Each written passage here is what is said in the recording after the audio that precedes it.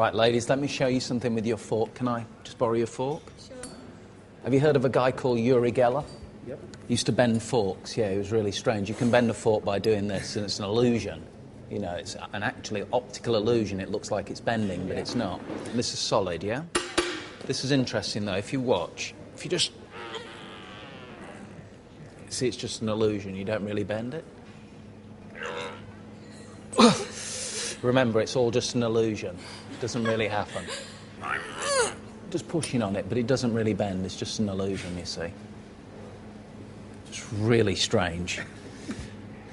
This is the explanation for the Mercury fork bend. Now, before we get into the Mercury fork bend, I always start this effect with a little introductory piece. And it's something you can try yourself. You can do it in the mirror, and believe it or not, you'll actually fool yourself with this. But this is the technique. It works with pens, rulers, in fact, anything that's this kind of shape. It will work with a fork. So you hold it just at the balance point, right in the center, but you've got kind of like a loose grip on that, so it's able to wobble around.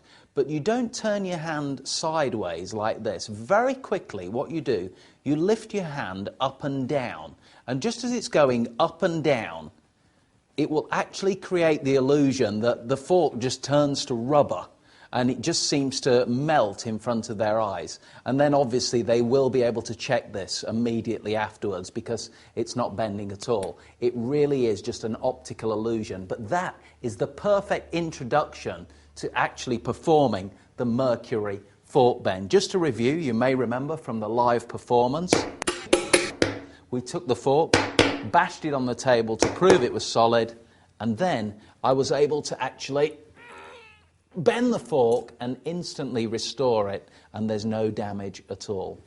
Let me take you through the moves, the techniques, the sleight of hand that's needed for the Mercury fork bend.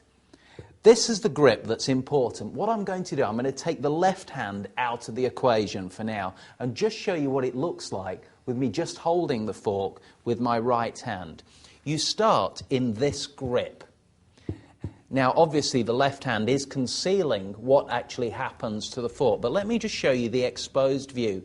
Now, the important thing with this grip is you've actually got it clipped between the third finger and the little finger, and then the end of the fork is held with the thumb, and it's held in place like so. Now, it's important when you first put the fork down to create a little bit of pressure. But what you're actually going to do, you're not going to push with your thumb. You're going to leave your thumb in exactly the same position, but let the fork just slip past it. The fork handle goes straight past and slips through the palms of your hands.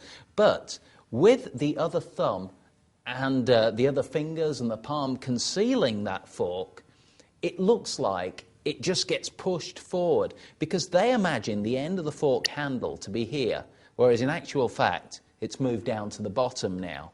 But at performance speed, it looks really incredible. It does look like you're actually bending that fork.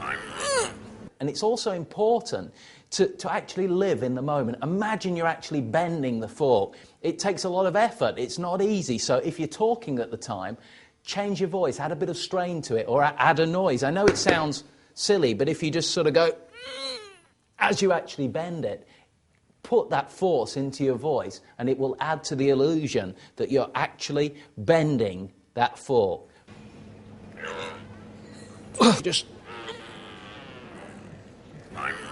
But at the end of the day, all it is just an incredible optical illusion, and that's the Mercury fork bend.